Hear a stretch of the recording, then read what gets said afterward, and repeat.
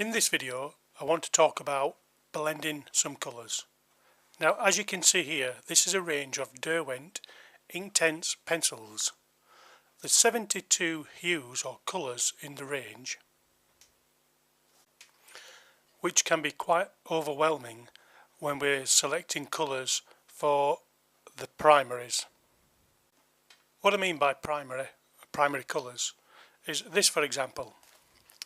Now ordinarily youngsters and other people are taught the three primary colours: yellow, red and blue, which for most purposes is quite sufficient. But what I want to talk about is make it 2 yellows, 2 reds and 2 blues.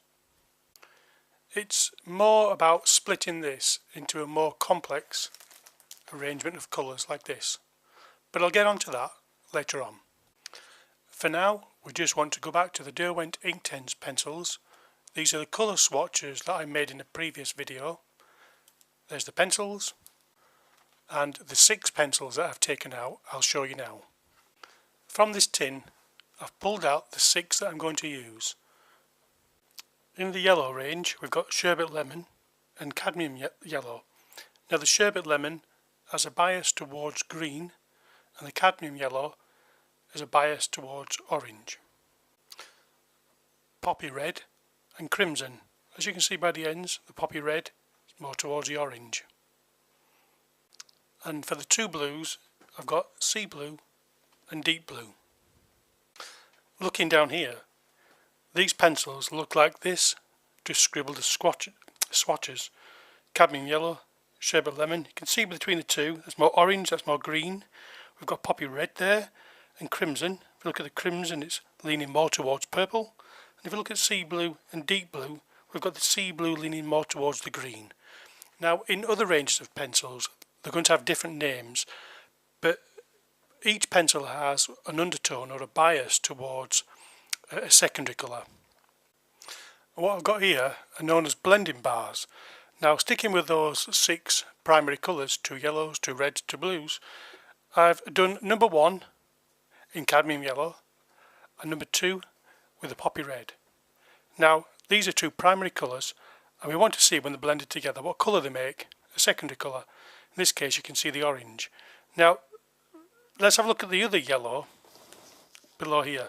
The sherbet lemon yellow, which is biased towards green, and if we mix that with a different red, a crimson red, mix the two, you can see the difference. It's still an orange, but it's more a brown orange compared to this one.